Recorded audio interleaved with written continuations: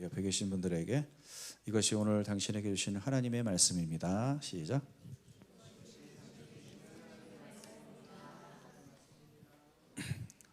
신은 존재하는가?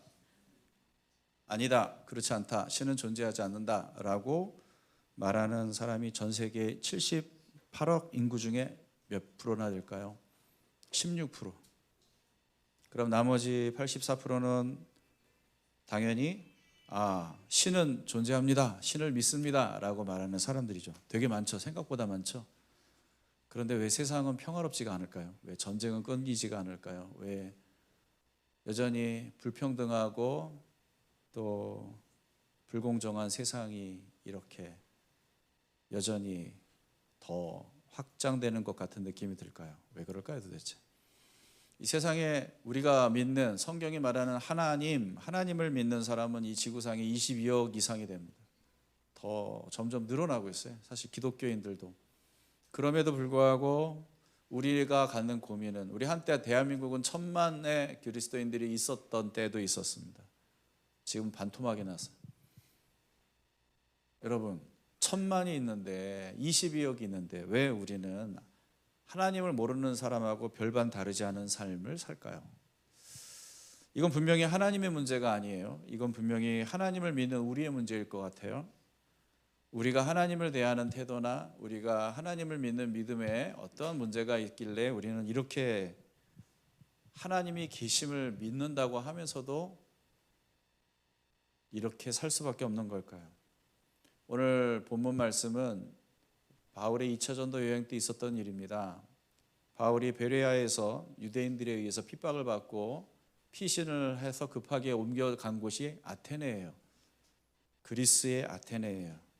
거기 갔더니 온갖 우상들이 가득한 도시를 바라보면서 바울이 너무 안타까웠습니다.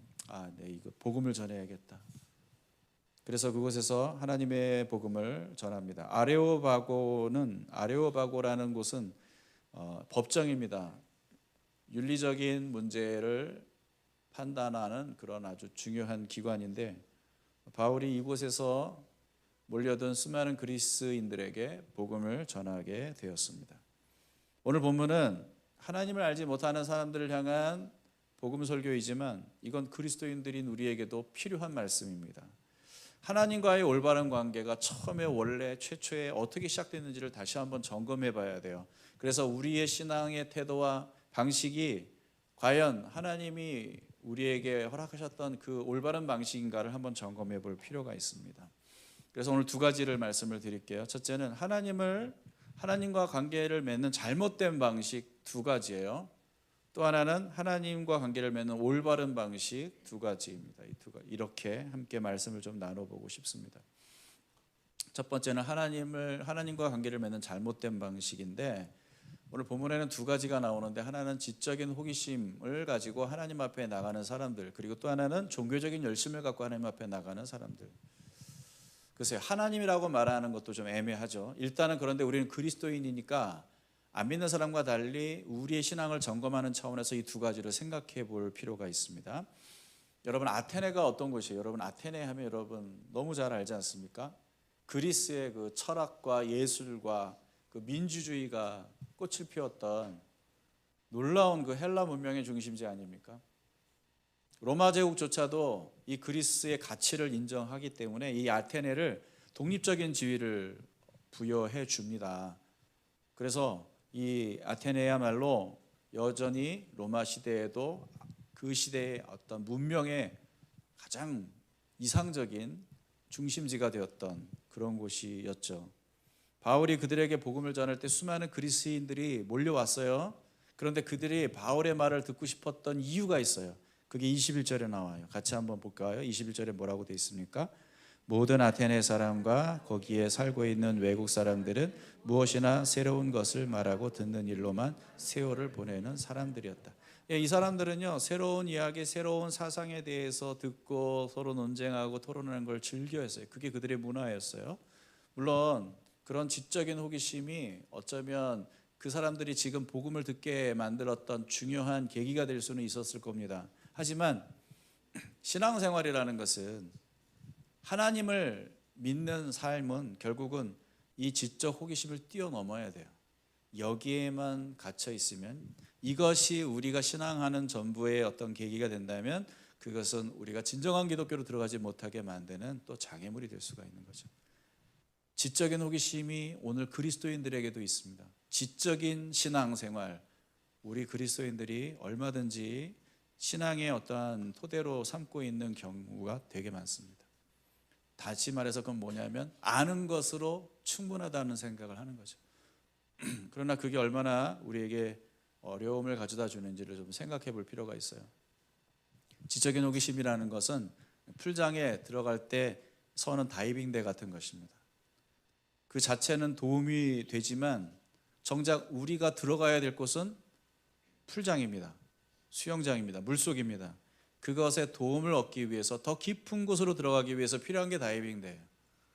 그러나 많은 사람들은 그 다이빙대에 올라서 수영장을 내려다보는 것만으로 난 신앙생활 잘 하고 있다 하는 착각을 하고 있는 건지도 몰라요.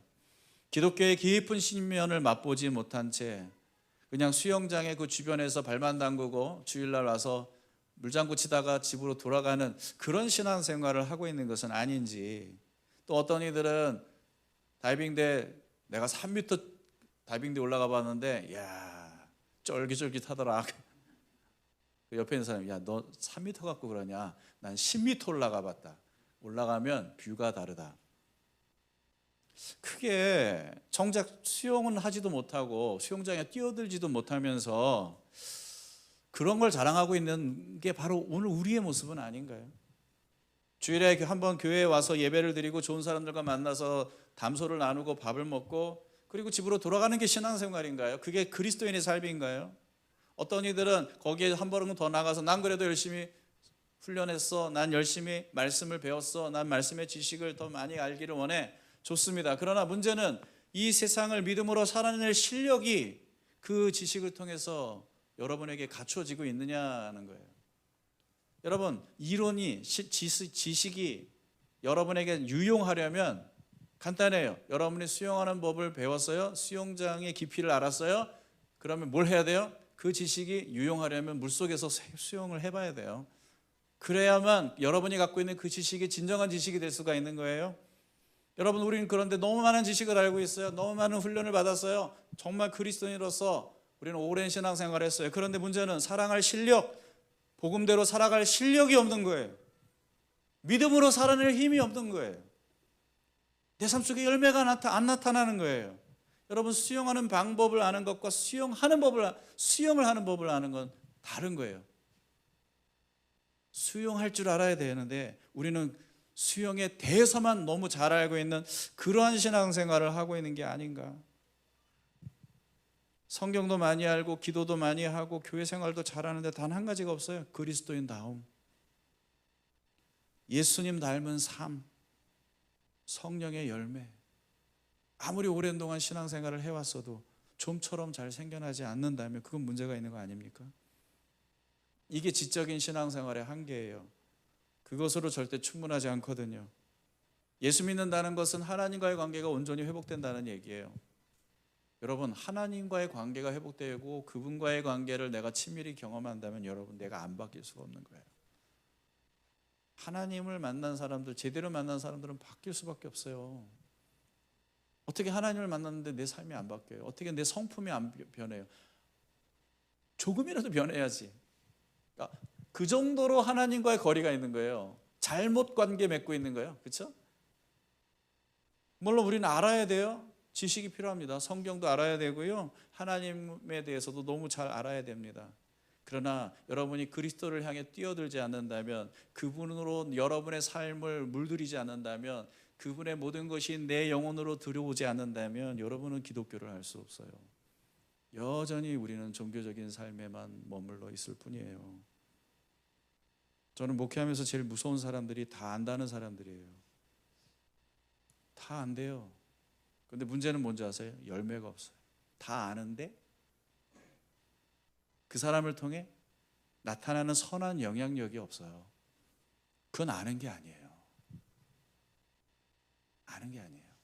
알려면, 진정한 알미라는 건 그것을 내 영혼이 누리고 내가 누리면서 그것이 내 밖으로 드러나서 다른 사람들에게 선한 영향을 미치는 거예요. 그게 아는 거지. 그래서 누군가를 도울 수 있어야 되는 거예요. 그게 아는 거 아니에요?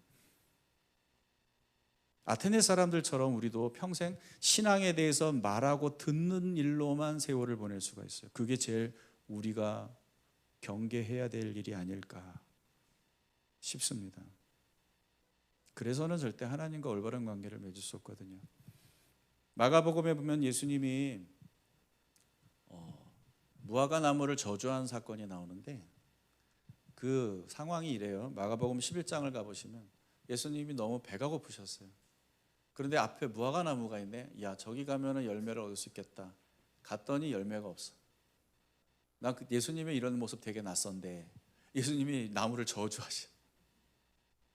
너무하신 거 아닌가? 그 저주까지 하실 일인가? 그런 생각이 들지 않습니까? 저주, 다시는 너는 열매를 맺지 못할 거다. 진짜 그 저주대로 그 나무가 나중에 죽었어요. 근데 마가가 그 사건을 다루면서 그 뒤에 딱 이런 첨언을 붙여요. 그때가 무화과철이 아님으로 열매가, 무화과철이 아니기 때문에 열매가 없었다는 사실을 딱 정해 우리에게 말해줘요.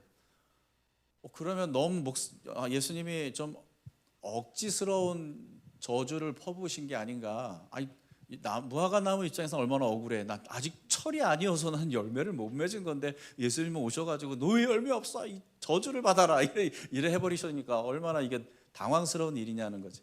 그런데 여러분이 알아야 될 것들이 있습니다. 무화과 나무에 대해서 알아야 될 게 있는데, 무화과 나무는 제철에 분명히 열매를 맺는데요, 제철이 아닌 그 전에 먼저 몽우리 같은 게 열매가 생겨요. 작은 열. 근데 이건 먹을 수 있는 게 아니야. 맛도 되게 없고. 근데 이게 나중에 철이 되면은 무화과 열매가 되는 거예요. 달고 맛있는. 아직 철이 안 됐다는 것은 거기에 열매가 전혀 없다는 말은 아니고, 거기에 열매가 될 수 있는 작은 열매들이 맺히기 시작했다는 얘기죠. 그게 있어야 되는 거예요. 그게 나중에 열매가 되는 거거든요. 근데 이건 맛이 없기 때문에 그 당시에는 가난한 사람들이 따먹었어요. 가난한 사람들이 따먹었어요. 그 조그만 그 오밀조밀하게 생긴 그 작은 열매들이 나중에 그게 다 무화가 되는 것도 아니고 또 막 떨어져요. 떨어지기도 하고 그게 끝까지 잘 버티고 나무에 달라붙어 있던 그것들이 나중에 아름다운 좋은 열매가 되는 거예요. 그래서 사람들이 이제 따서 먹을 수 있는. 그런데 가난한 사람들은 그거라도 먹고 살아야 되기 때문에 살기 위해서 그런 것들을 먹는 거예요. 맛없어도. 예수님은 정말 그 시대에 가난한 자들이 먹었던 방식으로 무화과에서 열매를 얻으려고 하셨던 거예요. 너무 배가 고파서. 근데 그것조차도 없다는 거예요. 그러니까 예수님은 이 사건을 통해 제자들에게 뭘 가르쳐 주시냐면, 이게 이스라엘이다. 이게 오늘날 이 시대에 하나님을 믿는다고 하는 자들의 모습이다라는 걸 가르쳐 주는 거예요. 그러면서 하나님이 그 무화과 나무는 뭐가 문제냐면 그 작은 열매도 없는 거야. 앞으로 무화과가 될 수 있는 가능성조차도 없는 거야. 오늘 그 시대에 이스라엘이 그랬다는 거죠. 종교적인 형식은 아주 화려하고 대단하고 막 그냥 겉으로 보면 정말 저 훌륭한 신앙인이구나라고 생각이 들 만큼, 그러나 실상 그들의 삶에는 열매가 없는 거예요. 지식은 뛰어나고 형식은 대단하지만 열매가 없는 거예요. 그게 그 시대에 예수님이 얼마나 그게 화가 났으면 저주를 하셨겠어요. 그걸 뭘 의미하는 거예요? 하나님이 그걸 너무 싫어하는 거죠. 하나님이 너무 싫어하는 거죠. 오히려 도리어 차라리 없으면은 그냥 볼품없이 난 아무것도 가진 게 없다라고 그렇게 그냥 있는 그대로 자신을 드러낸다면은 모르겠는데 자기를 꾸미는 거잖아, 숨기는 거잖아. 그러니까 많은 사람들이 속는 거잖아. 거기에 가면은 정말 뭐가 있는 줄 알고, 배가 이 줄인 배를, 이 갈급한 영혼을 만족시킬 수 있는 그 뭔가가 있는 줄 알고 사람들이 쫓아가잖아. 그리고는 자기도 잘못된 길로 가면서 남들도 다 그 길로 끌고 가는 그러한 무서운 일을 벌이는 거죠. 여러분, 근데 이건 이스라엘의 문제가 아니에요. 우리의 문제이기도 해요. 오늘 우리의 문제이기도 해요. 열매 있어요? 당신을 보면은 열매가, 하나님은 완벽한 삶을 원하는 게 아니에요. 그 가능성이 있냐고요. 그 가능성. 예수 다움, 그리스도 닮음. 다른 사람에게 보여줄 수 있는 어떤 가능성이 있어요? 아니면 그게 점점 작년에 비해서 올해 더 나아지고 하는 어떤 신앙의 어떤 그런 성장의 가능성이 여러분 안에서 나타나고 있어요? 그거조차도 생기지 않는다면 그거는 우리가 지금 하나님과 올바른 관계를 맺고 있지 않다는 얘기예요. 뭐가 문제인지를 여러분 진지하게 한번 생각해 볼 필요가 있어요. 자, 두 번째로 우리가 살펴봐야 될 잘못된 하나님과의 관계를 잘못 맺고 있는 방식은요, 종교적인 열심이에요. 종교적인 열심. 그 당시 아테네는 아주 독특한 문화가 있어요. 되게 이성적이고 철학적이고 그런 지적인 문화가 아주 발전한 그런 도시잖아요. 그런데 재밌게도 동시에 신화적이고 매우 우상적인 문화가 발달하는 도시예요. 그 그리스 하면은 여러분 그리스 신화 생각나잖아요. 예, 그 온갖 신화들, 그 신들이 그들의 문화 속에 스며들어 있고 그 신들을 위한 신전들이 도시 곳곳에 세워져 있어요. 이게 참 재밌죠. 이성과 종교가 분리되어 있는, 그러면서도 하나가 한데 어우러져 있는 아주 독특한 그런 문화를 아테네는 가지고 있어요. 바울은 이렇게 얘기합니다. 23절을 한번 보세요. 시작. 내가 다니면서 여러분이 예배하는 대상들을 살펴보는 가운데 알지 못하는 신에게라고 새긴 제잔도 보았습니다. 그러므로 나는 여러분이 알지 못하고 예배하는 그 대상을 여러분에게 알려드리겠습니다. 혹시 내가 신들을 이렇게 모시는데 혹시 빼먹은 신이 혹시 우리 있지 않을까? 근데 있을 것 같아. 근데 그 신의 이름을 몰라. 그러니까 알지 못하는 신이라는 제단을 만들어 놨다는 거죠. 여러분 상상을 해보세요. 알지 못하는 신의 제단에서 사람들이 모여서 막 예배를 드려요. 알지 못하는 신에게. 얼마나 재밌습니까? 그런데 그들의 열심 하나만큼은 대단하지 않습니까? 이 종교적인 열심, 그러나 그것만으로 그들은 절대 하나님을 찾을 수 없었지요. 바울은 그들의 그러한 문제를 사용해서 그들에게 복음을 전하게 됩니다. 아테네 사람들은 그렇게 생각해요. 우리가 이렇게 열심히 많은 신들을 모시는데 혹시 빼먹은 신 없나? 있으면 안 되는데 라는 생각을 하는 거죠. 왜 있으면 안 돼요? 안 되지. 한 사람이라도, 한 신이라도 내가 놓쳤으면 그 신이 얼마나 서운하고 기분 나쁘겠어. 그럼 나에게 복을 주시는 게 아니라 막 저주를 안 되지. 그러니까 다 아무튼 이렇게 저렇게 해보면 다 얻어 걸리겠지 하면서 그냥 온갖 신들을 다 그냥 섬기려고 애를 쓰는 그들의 열심. 근데 여러분 그때 바울이 뭐라고 얘기하는지 아세요? 맞아, 너희들이 알지 못하는 신을 찾고 있지. 근데 그런 신이 진짜 있긴 있어. 내가 말해줄게. 그게 하나님이야 라고 얘기하고 있는 거죠. 맞습니다. 그들은 종교적 열심이 있었지만 진정한 하나님을 만날 수는 없었어요. 내가 정말 어떤 신을 찾아야 하는지, 어떤 신이 참된 신인지, 어떤 신에게 진정한 진리가 있는지 몰랐어요. 그들은 알지 못한 채 열심만 낸다고 여러분 우리가 하나님을 만나는 건 아니죠. 우리 또한 마찬가지예요. 참된 믿음, 그것은 참된 지식을 통해서 오기 때문입니다. 그러니까 앞서서 우리가 얘기했던 것과는 정반대의 극단적인 상황에 놓인 게 바로 이 종교적 열심에 사로잡혀 있는 사람들이겠죠. 로마서 10장 11절에 뭐라고 돼 있어요? 같이. 그러므로 믿음은 들음에서 생기고 들음은 그리스도를 전하는 말씀에서. 믿음은 어디서 생겨요? 진리를 들음으로, 그리스도의 복음을 들음으로 믿음이 생기는 거예요. 여기서 중요한 사실이 있어요. 이 두 가지 극단적인 잘못된 방식에는 공통점이 있는데 그게 뭔지 아세요? 자기 중심적 태도를 갖고 있다라는 거예요. 제가 수백 번 얘기했죠. 수백 번 얘기해도 모자라요. 왜냐하면 우리가 이걸 잘 머리로 아는데 이게 정말 신앙에 적용하기가 어렵거든요. 자기 중심적 태도가 인간이 가지고 있는 죄성의 가장 기본값입니다. 이 태도를 여러분이 내려놓지 않으면, 이 태도를 다루지 않으면 우리의 신앙에 절대 하나님과의 관계에 개선이라는 게 있을 수가 없어요. 여러분 지적 호기심만을 가지고 신앙생활을 하면 많이 알 수는 있어요. 점점 더 많은 지식을 알게 될 거예요. 그러나 그게 여러분에게 주는 문제가 있어요. 하나는 뭔지 아세요? 알고 있기 때문에 난 그걸 누리고 있다는 착각을 하게 만들어요. 알고 있기 때문에 나는 그것을 가지고 있다. 나는 그것을 알아. 그러니까 난 그런 사람이야 라는 착각을 한단 말이에요. 이거 정말 위험한 착각이에요. 그래서 우리는 열매를 점검해야 된다는 거예요. 열매 없으면 그거 제대로 알고 있는 거 아니거든. 내 작은 지식을 또 어떤 문제가 생기냐면 내 이 하찮은 지식을, 내가 갖고 있는 이 조그만 지식을 절대시함으로, 절대적 기준으로 삼아서 하나님이 주시는 더 넓고 깊은 지식을 수용하지 못하는 폐쇄적인 신앙을 갖게 만들어요.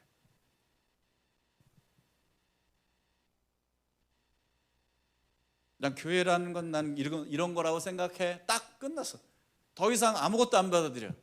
하나님이 뭐라고 하시고 성경이 뭐라고 해도 나 안 받아들여. 난 이게 난 교회라고 생각해. 끝. 이런 함정에 빠질 수 있다는 거예요. 종교적 열심만으로 신앙생활을 할 때 우리가 빠질 수 있는 함정은 이런 거예요. 여러분, 열심히 그렇게 하면은 문제가 뭔지 아세요? 그 열심의 동력이 나의 열심이거든. 그러다 보니까 결국은 언젠가는 번아웃 된다는 거예요. 탈진이 와. 지친다라는 생각이 들 때가 언제예요? 하기 싫은 거예요. 근데 이목이 있기 때문에 내가 계속 해야 돼요. 힘들어. 의무적으로 한다고 하죠. 의무적으로 하는 거예요. 봉사도 그렇고 막. 왜 그래? 왜 의무적으로 해요? 제가 만약에 설교를 막 의무적으로 한다고 합시다. 오늘은 진짜 설교하기 싫어. 목사니까 해야 돼. 뭐가 빠진 거예요? 동력이 사라진 거예요. 내 열심은 그런 거예요. 내 열심은 한결같은 힘과 능력을 공급해 주지 못해요. 가변적이에요. 너무 이랬다 저랬다. 내 감정에 따라서, 내 느낌에 따라서, 내 기분에 따라서. 너를 뛰는 게 내 감정이고 내 마음이고. 그러니까 신앙도 그렇게 기복이 있는 거예요. 그러니까 기복이 있잖아요. 막 지난주에는 막 그냥 막 이러다가 막 은혜 받아가지고 막 얼굴 해같이 빛나다가 막 그 다음 주에는 막 얼굴이 막 흑화돼가지고 막 어둠을 몰고 다니고 막 이런 분들이 계시잖아요. 우리 교회 있다는 건 아니에요. 그 왜 그래요? 동력이 잘못된 거예요. 여러분, 그 인도네시아 가보니까 그렇잖아요. 막 우리 집회하면서 늘 걱정하는 게 이 전기 언제 나가나? 이 전기 나가면 안 되는데 전기가 나가고 더운데 선풍기 돌다가 갑자기 멈춰. 막 불안하잖아요. 언제 나가고. 왜냐하면 발전기를 돌렸거든. 그 섬에서 발전기를 빌려다가 돌았는데 막 발전기가 막 갑자기 멈춰버리고 막 그런단 말이에요. 믿을 수가 없는 거지. 그게 내 열심이에요. 내 열심이 그런 거예요. 변수가 너무 많아. 그런데 여러분, 이게 종교적 열심은 그래서 그런 문제가 있고요. 또 하나는 어떤 문제가 있냐면은 아무튼 열심히 있는 사람들의 특징 중에 하나는 뭐냐면 그게 자기 열심이면 다른 사람을 비판하고 정죄하려는 경향이 생겨요. 반드시. 그러니까 열심히 강한 사람일수록 더해. 자기 의의가 강한 사람일수록 남을 비판하는 성향을 갖게 돼 있어. 여러분, 우리 그런 관점에서 우리 자신을 좀 돌아봐야 되지 않아요? 근데 여러분, 제가 이 말씀을 묵상하다가 준비하다가 제가 갑자기 두려운 마음이 생기더라고요. 이 두 가지 양극단의 문제를 다 갖고 있으면 어떻게 되지? 와, 그런 사람이 우리 교회에 있으면 어떻게 되지? 와, 끝내주겠다. 그게 나일 수도 있고 누구일 수도 있지만 이 두 가지는 이 극단적인 자기 중심성을 갖고 있는 사람이 드디어 공동체, 하나님 나라 공동체 빌런이겠구나 하는 생각이 드는 거예요.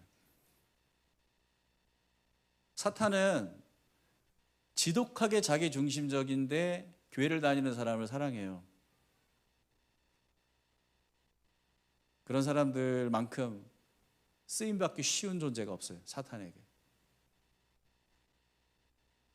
그만큼 이 자기 중심성이라는 건 위험한 거예요. 여러분, 캡틴 아메리카라는 영화 보셨습니까? 1부 때 그 얘기했더니 뭐 눈만 껌뻑껌뻑이시고 잘 모르셔가지고 많이 당황했는데 젊은 사람들이 보는 영화라서 저도 젊기 때문에 봤고 캡틴 아메리카 좋아하고요. 요즘에 이제 은퇴하셔가지고 이제 더 이상 볼 영화가 없다 이렇게 생각합니다. 캡틴 아메리카의 시빌 워라는 영화가 있어요. 영화에 보면은 히어로들이 어떤 문제 때문에 의견이 대립이 되고 서로 싸웁니다.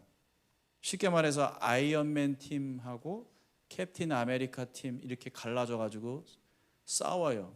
공항에서 전투하는 장면을 보시는지 모르겠지만 이 사람들 다 정의를 위해 싸웠던 히어로들이에요. 서로 싸우면서도 그들은 자기의 정의를 옳다 주장하면서 싸우더라고요. 가만 보면은 이 사람들이 싸우는 이유는 자기 중심적인 자기 기준의 정의를 얘기하기 때문에 그러는 거더라고요.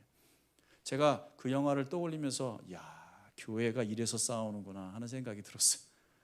교회에서요, 불의한 사람은 없습니다. 다 옳아요. 서로가 자기는 의를 위해서, 교회를 위해서 그렇게 한다고 말해요. 자칭 의로운 자들끼리의 싸움이 바로 교회의 싸움이고 교회의 갈등이고 분열입니다. 저는 아이언맨과 캡틴 아메리카가 싸우는 모습이 참 안타깝고 슬펐어요. 스파이더맨과 앤트맨은 싸우면 안 됐어요. 근데 싸웠어요. 비극입니다. 비극입니다. 근데 이런 비극이 만들어지는 이유, 그 근원적인 원인은 자기 중심성에 있더라고요. 모든 갈등, 모든 분열, 모든 전쟁, 모든 비극, 그 안에 반드시 보세요. 자기 중심성이 있어요. 하다못해 집에서 하는 부부싸움 안에도 자기 중심성이 있어요. 저는 아이언맨과 캡틴 아메리카가 싸우지 않고 문제를 해결할 수 있는 방법이 있었다고 생각합니다. 둘이 만나서 네 생각, 내 생각 다 내려놓고 우리 하나님 뜻이 뭔지 생각해보자. 그럴 수만 있었다면, 이 두 사람이 예수를 안 믿었던 것 같아요. 그럴 수만 있었다면 싸우지 않았을 거예요. 우리도 똑같아요. 우리도 같아요. 그냥 하는 소리 아니에요. 이거 되게 중요한 얘기입니다. 여러분, 아주 중요한, 하나님과 올바른 관계를 맺기 위해서 우리가 절대 놓치면 안 되는 아주 중요한 핵심적인 개념이 뭔지 아세요? 하나님과의 관계가 올바르게 될 수 있는 그 시작점은 절대 내 안에 없다는 거예요. 하나님과의 관계를 바르게 세울 기준은 내 안에서 절대 시작되지 않습니다. 그렇게 생각할 때 우리는 이런 잘못된 극단의 함정에 빠지는 거예요. 그래서 하나님과의 관계를 더 망치는 거예요. 그러면 두 번째로 우리가 생각해 봐야 될 올바른 하나님과의 관계를 올바르게 맺는 방식은 뭐냐? 반대예요. 두 가지를 생각하세요. 첫째는 여러분의 출발점이 어딘지를 명확하게 확인하세요. 여러분의 출발점과 여러분의 목적지가 똑같거든요. 거기를 확인하셔야 돼요. 근데 분명한 건 아까 말씀드렸듯이 거기는 내 안에 있지 않아요. 이게 중요한 거예요. 여러분, 하나님과의 관계의 그 시작은, 모든 것이 회복되고 모든 것이 새로워질 수 있는 그 희망의 출발은 여기가 아니라 내 밖입니다. 밖에서 안으로, 내 안으로 들어온 것이지 내 안에서 밖으로 나간 게 아니에요. 로마서 3장 10절을 보세요. 같이 시작. 성경에 이렇게 기록되었습니다. 의인은 없다, 한 사람도 없다. 깨닫는 사람도 없고 하나님을 찾는 사람도 없다. 모두가 곁길로 빠져서 쓸모가 없게 되었다. 선한 일을 하는 사람은 없다, 한 사람도 없다. 여러분, 없어요. 내 안엔 선한 게 없어요. 내 안엔 선한 게 없다고. 이걸 인정해야 된다고. 내가 가지고 있는 가치와 내가 가지고 있는 기준이 늘 옳은 것인지를 확인하려면 우리는 그 밖에 있는 어떤 척도를 가져다가 비추어 보아야 한다는 거죠. 왜냐하면 내 안엔 선한 게 원래 없었기 때문에, 그리고 내 안에 있는 가치도 얼마든지 잘못되고 왜곡되고 변질될 수 있기 때문에 이걸 먼저 인정을 해야 돼요. 신앙, 하나님과의 관계, 내가 먼저 시작한 게 아니라는 거죠. 성경은 하나님과 우리 사이가 이렇게 회복될 수 있었던 이유가 내게 있지 않고 다른 곳에 있다라고 말해요. 외부에 있다고 말해요. 지금 24절부터 27절까지 하는 얘기가 바로 그 얘기예요. 저 우주와 그 안에 있는 모든 것을 창조하신 하나님께서 하늘과 땅의 주인이심으로 쫙 얘기하다가 27절에 뭐라고 그래요? 27절 같이 시작.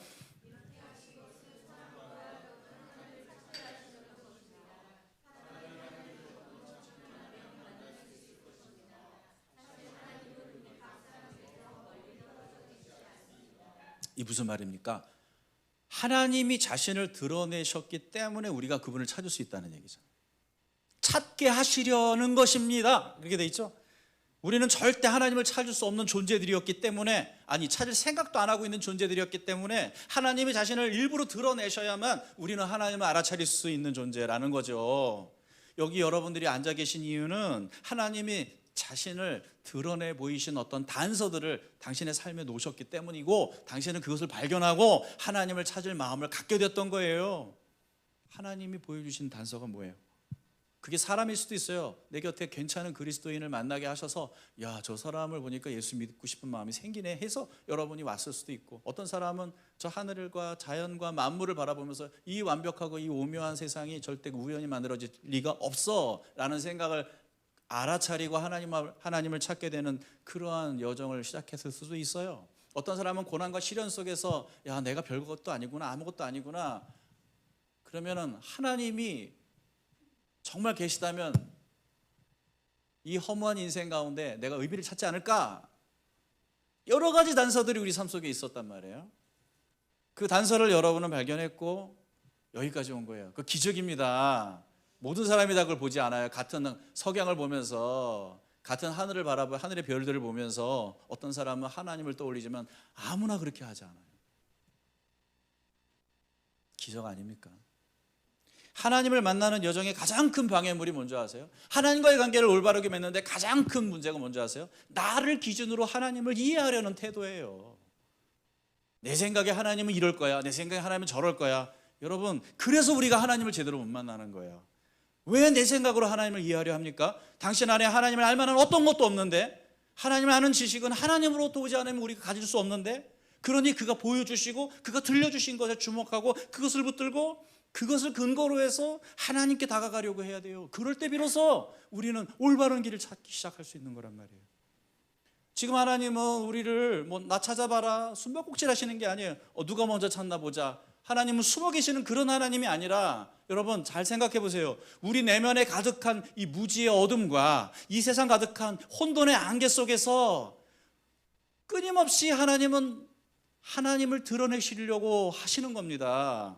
끊임없이 자신을 드러내시고 보여주시고 우리가 알아차릴 수 있도록 도와주시려고 하는 거예요. 내 생각에 매이면 이 세상의 렌즈를 끼고 더 어둠 속에서 하나님을 찾을 길을 발견할 길이 없어요. 진리는 밖에서 안으로 들어오는 거예요. 안에서 밖으로가 아닙니다. 그래서 하나님은 이 세상 밖에서 이 세상 안으로 하나님의 아들 예수 그리스도를 보내주신 겁니다. 여러분, 조난당하는 사람들에게는 스스로 그 재난의 현장에서 벗어날 능력이 없어요. 그래서 구조대가 찾아가는 것입니다. 하나님께서는 우리를 그 어둠에서 건져내시려고 우리에게 오신 거죠. 저는 정말 타고난 길치인데요, 진짜 주차장에 차를 세워놓고 나갔다가 주차장 들어오면은 그때부터 차를 찾는 게 정말 저에게는 어려운 일이 됩니다. 다행히 저에게는 저와 정반대의 은사를 갖고 있는 아내가 있기 때문에 정말 다행인 거죠. 금방 찾아내요. 근데 저는 그걸 못해요. 근데 여러분 그거 아세요? 우리 모두가 그렇습니다. 우리 모두는 완벽한 영적 길치들입니다. 하나님 근처에라도 우리는 스스로 찾아갈 가능성이 전혀 없어요. 그러니까 여기 당신이 있는 건 기적이고 하나님의 은혜입니다. 옆 사람 보시면서 놀라시면서 와, 하나님 은혜입니다 이렇게 한번 얘기해 주세요. 어떻게 여기까지 오셨어요? 대단하십니다. 하나님 은혜죠. 아이고, 그럼요. 그래서 하나님께서 아들 예수님을 우리에게 보내주신 거예요. 이 세상에 아무리 많은 단서가 있어도 결국 그것들은 이정표에 불과하거든요. 여러분, 이정표 앞에 섰다고 해서 우리가 목적지에 도착한 건 아니잖아요. 하나님이 우리에게 이정표를 보여주시는 이유는 결국 그것을 단서로 해서 아버지의 집으로 돌아오는 길을 찾으라는 거예요. 아버지의 집의 문 앞까지 오라는 거예요. 하나님이 자신을 찾을 수 있는 그 수많은 기회들을 우리에게 허락하신 이유가 바로 그거예요. 그런데 예수님이 오셔서 뭐라고 하셨는지 아세요? 내가 길이다 그러셨어요. 내가 길이야. 요한복음 14장 6절 같이 시작. 예수께서 그에게 말씀하셨다. 나는 길이요 진리요 생명이다. 나를 거치지 않고서는 아무도 아버지께로 가. 예수님이 길이에요. 그 다음에 예수님은 뭐라고 하셨는데 내가 문이다 그랬어요. 요한복음 10장 9절입니다. 같이 시작. 나는 그 문이다. 누구든지 나를 통하여 들어오면 구원을 얻고 드나들면서 꼴을 얻을 것이다. 그러니 여러분의 출발점이 어디예요? 나의 구원의 출발점, 나의 소망의 출발점, 내게 새로운 기회가 주어질 수 있었던 출발점 어디예요?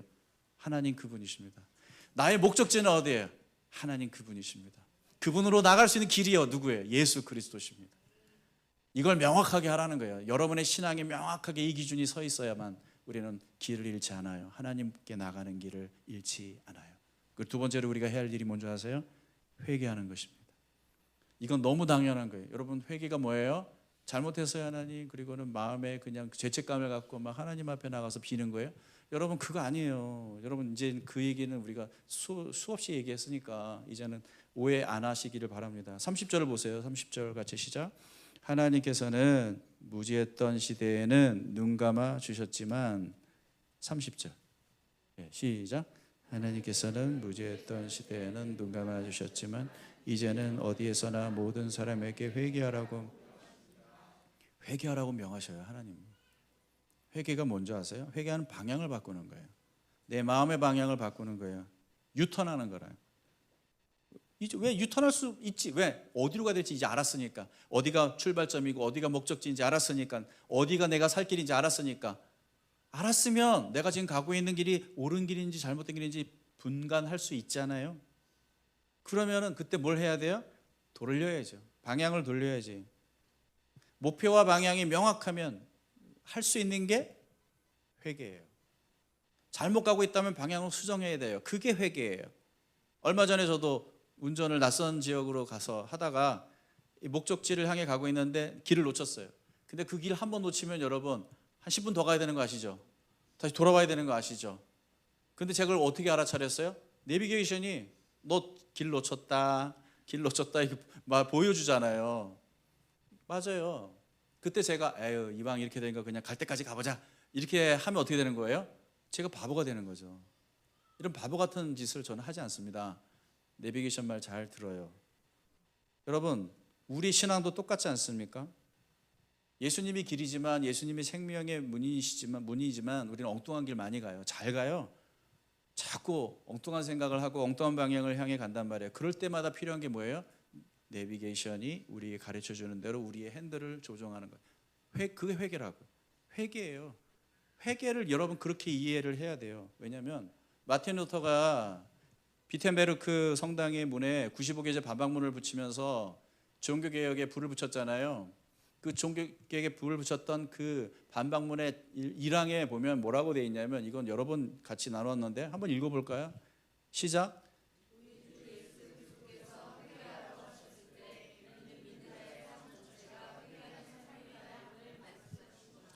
회개라는 게 뭐냐면요, 믿는 자의 삶 전체가 회개해야 하는 삶이래요. 당연한 거잖아요. 회개는 늘 자신을 돌아보면서 방향을 그리스도께로 수정하는 것이니까 그것이 믿는 자의 삶 전체인 건 너무 당연한 거잖아요. 그게 회개라는 거죠. 그러니까 회개하라는 말은 너무 당연한 얘기인 거예요. 그렇지, 우리의 삶 자체가 회개인데 우리는 그리스도와 멀어지게 만드는 온갖 것들에 둘러싸여 살고 있어요. 방향 감각을 잃어버리게 만드는 여러 가지 방해물들이 우리 삶 속에 있단 말이에요. 이 세상의 끌림으로부터, 자기 중심성이라는 중력으로부터 우리는 벗어나서 올바른 방향을 끊임없이 수정해야 돼요. 궤도 수정해야 돼요.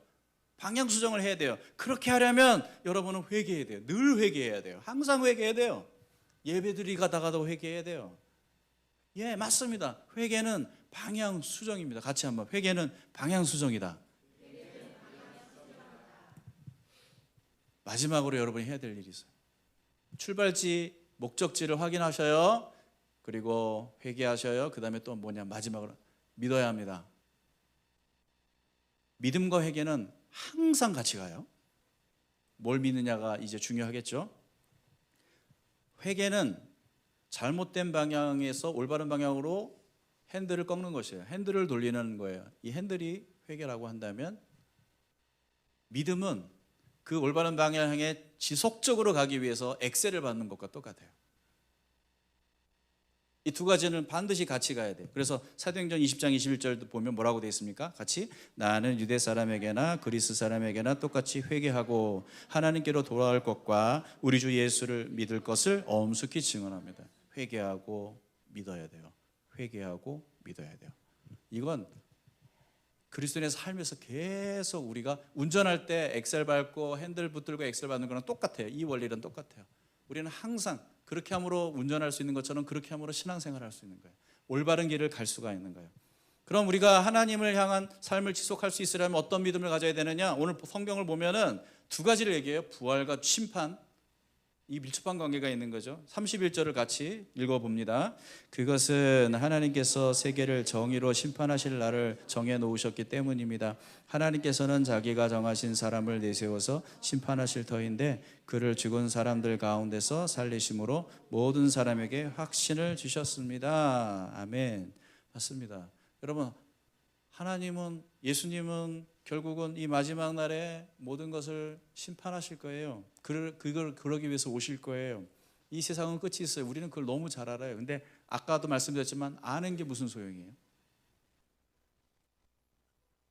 거기서 여러분이 그 진리 속에 흠뻑 잠겨서 그 진리가 내 영혼을, 내 삶에 스며들어서 물들여서, 그래서 내가 그 진리를 따라서 이 땅에서의 삶을 살아갈 수 있게 해야 되는 거잖아요. 그 진리 안에서 헤엄쳐야 되는 거잖아요. 이게 중요한 거잖아요. 아는 게 뭐가 중요해요? 뭐 주님 오신다는 거 모르는 사람이 여기 아무도 없을걸요? 근데 그게 여러분의 삶에 영향을 미치느냐 안 미치느냐는 또 다른 문제지. 생각해 보세요. 주님이 오실 거예요. 언제 오실지는 몰라. 하지만 분명히 오신다고 해서 이게 자명한 사실이라고 정말 확실하게 믿는다면 오늘의 내 삶에 그게 영향을 안 미치겠어요? 내일 내가 뭘 해야 될지 말지를 결정하는데 그게 고려할 어떠한 근거가 되지 않겠어요? 말이 안 되죠. 그 주님이 오셔서 이 세상을 심판하신다는 걸 우리가 확실하게 믿을 수 있도록 하기 위해서 우리에게 큰 도움을 줄 수 있는 게 뭐예요? 예수님이 부활하셨다는 사건이라는 거죠. 여기 성경에 그렇게 나와 있잖아요. 그를 죽은 사람들 가운데서 살리심으로 모든 사람에게 확신을 주셨습니다. 물론 그 당시에는 예수의 부활을 직접 목격한 사람들이 수많은 사람들이 예수님의 부활을 목격했기 때문에 예수님이 다시 오셔서 세상을 심판하시겠구나라는 사실이 너무 확실하게 믿어지게 된 거지. 그러나 우리는 예수님이 부활하신 모습을 본 적이 없잖아요. 그런데 보지 않고도 믿는 우리가 복되다고 성경은 얘기하죠. 그리고 그 믿음이 진정한 믿음이라면 그 믿음 때문에 예수님이 우리에게 하신 모든 약속을 우리가 다 받아들이게 되고 그 받아들인 그 모든 하나님의 약속의 근거에서 내 삶을 계획하고 살게 될 수 있는 거예요. 그게 사실은 그리스도인이란 말이에요. 근데 우리는 뭐가 문제예요? 그 진리 안으로 뛰어들 수 있었냐는 거죠. 뛰어들 생각이 있냐는 거죠. 그 진리를 제대로 한번 경험하기 위해서 여러분이 그 진리 속으로 들어가서 그 진리를 갖고 씨름하면서 하나님의 말씀을 붙들고 그 진리 속에서 살아가려고 몸부림치는 삶을 한번 경험해 본 적이 있냐는 거죠. 처음부터 수영 잘해요? 저는 지금까지 제가 그래도 1년에 한두 번은 물에 들어가는데 아직도 수영을 못해요. 왜 그래요? 제대로 안 해서 그래요. 1년에 한두 번 물에 들어가서 무슨 수영을 할 수 있습니까? 그렇죠? 제대로 마음 잡고 그냥 정말 제대로 배웠어야 되는데 못했어요. 여러분이 믿는 그 신앙이라는 거 하다못해 아주 하나님이 살아계셔. 그걸 여러분이 머리로는 알고 있는데 그게 진짜 여러분이 그 진리 속에서 숨쉬고 여러분이 살려면 뭘 해야 되겠어요? 대놓고 한번 고민해 보세요. 진짜 하나님 계실까? 진짜 계실까? 그냥 그렇다 치고 살아야 되는 건가? 정말 하나님이 살아계심이 여러분의 그 깊은 호흡 속까지 스며들어서 느껴질 수 있으면 좋겠어요. 좀 그게 필요하다는 생각이 들어요. 이번 수련회가 저는 그런 기회라고 저는 생각해요. 우리는 진심으로 하나님을 대하며 그분과 함께하는 시간을 충분히 가져본 적이 별로 없어요.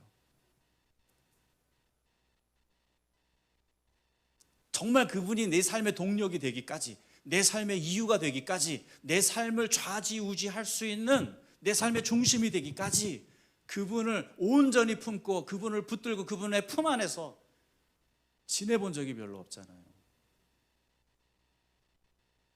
우리가 이번 기회가 그런 기회 아닐까요? 여러분, 절대 여러분 하나님 앞에 들어갈 때 여러분의 생각과 여러분의 그 가치와 판단을 갖고 들어가지 마세요. 다 내려놓으세요. 아까 말씀드렸죠. 여러분에겐 선한 게 없어요. 여러분 안에 갖고 있는 그 기준들은 다 일단 내려놔야 돼요. 그리고는 하나님이 주시는 것들로 여러분을 먼저 채워야 돼요. 그래서 그분이 당신의 기준이 되고 중심이 되고 동력이 돼야 돼요. 그래야만 그때 비로소 여러분은 기독교인으로서 신앙의 삶을 참으로 누리고 경험할 수가 있게 되는 거거든요. 그러려면 시간이 필요해요. 여러분 헌신이 필요해요. 여러분 좀 더 하나님 앞에 진심이라면, 하나님과 관계에 정말 진심이라면 시간을 내셔야 됩니다. 우선순위를 여기다 두셔야 됩니다. 언제 한번 2박 3일 내가 하나님과 함께하는 시간을 가져보겠어요. 이런 상황 아니면, 그렇죠? 여러분 분위기 보니까 안 가면 안 될 것 같은 분위기가 자꾸 되잖아요. 가야 되나? 그 3일이면 와, 이거 끝내주는 연휴인데 어디 놀러 갈 수도 있는, 내가 막 못했던 거 다 해볼 수 있는, 이런 유혹이 막 들지 않습니까? 회개하십시오. 방향을 돌리라는 거예요. 핸들을 꺾으세요. 회개하세요. 하나님께로 돌려요. 그리고 눈 질끈 감고 엑셀을 밟는 거지. 그래, 한번 이번에 하나님께 다 맡겨보자. 하나님이 나를 어떻게 바꾸실지 한번 기대해보자. 그런 시간 속 이번에 발만 담궜던 우리의 신앙의 삶이 이제 뛰어드는 삶으로, 뛰어들었더니 아까 내용이 은혜의 바다에 잠겨. 그럼 바다에 잠긴 사람만 알 수 있는 거잖아요. 멀리서 바다의 뷰를 보면서 아름다워, 이런 사람 모르는 거잖아요. 자, 우리 이제 신발 벗고 뛰어드는 그런 역사가 있길 바랍니다. 그래서 이번 기회를 통해서 정말 하나님이 어떤 분이신지 정말 재발견하는, 새롭게 발견하는, 그래서 내 인생의 송두리째 바뀔 수 있는 그런 놀라운 하나님과의 관계가 시작되는 이번 수련회가 되고 앞으로 여러분의 신앙의 삶이 되길 주의 이름으로 축원합니다. 아멘. 찬양하겠습니다.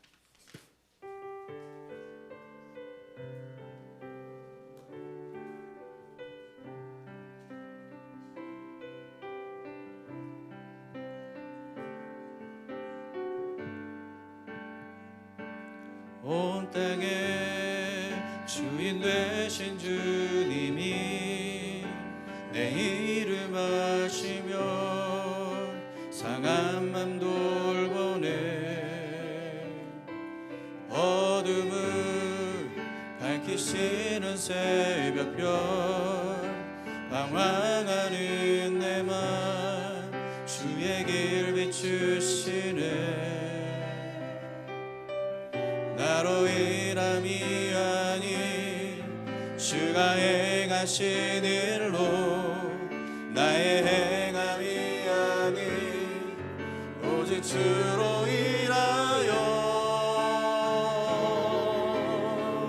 나는 오늘 피었다 지는 이름 없는 꽃과 같네. 바다의 이름 봐도 안개와 같지만 주는 나를 붙드시고 부르짖음 들으시며 날 귀하다 하시네.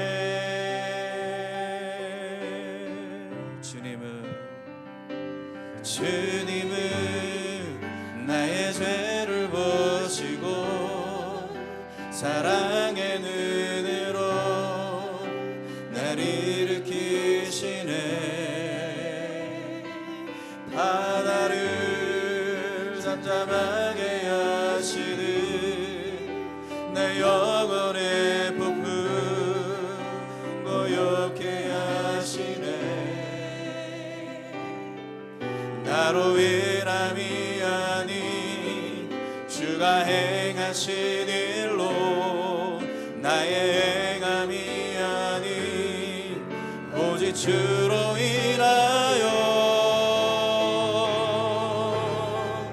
나는 오늘 피었다 지는 이름 없는 꽃과 같네. 바다에 이는 파도 안개와 같지만 주는 나를 붙드시고 부르짖음 들으시며 날 귀하다 하시네.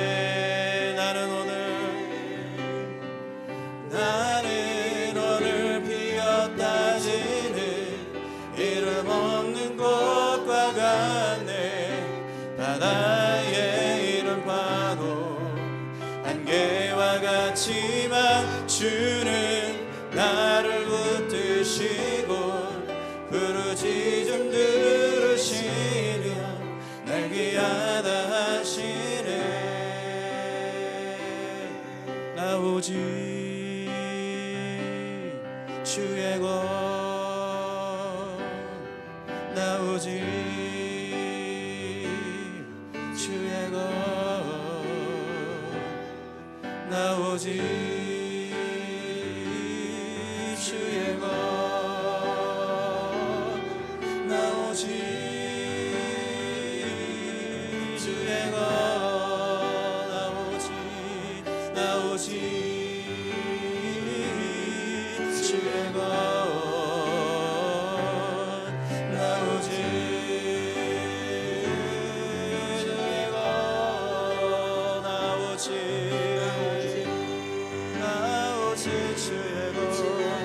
오직 주님의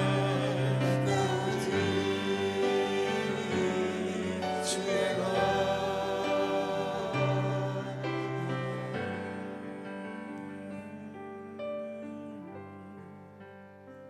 같이 기도하실 때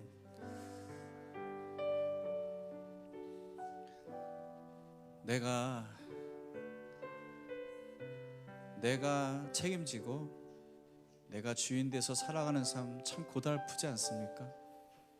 그런데 심지어는 우리가 신앙생활조차도 내가 중심이 되어서 내 힘으로 해내려고 하니 얼마나 힘이 듭니까? 얼마나 재미가 없습니까? 얼마나 지칩니까?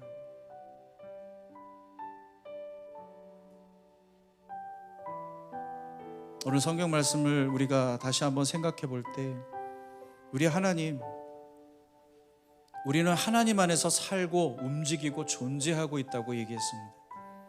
그 하나님은 멀리 계시지 않고 가까이 계시고 끊임없이 우리가 하나님을 찾도록 도우시는 분이라고 말씀하고 계십니다. 이제까지 살아온 그 삶, 아니 지금 숨쉬고 내 삶이, 내 생명이 보존되는 이유도 온전히 그분에게 있다면 여러분, 우리가 우리의 이 신앙의 이 놀라운 진리를 왜 기꺼이 받아들이지 않겠습니까?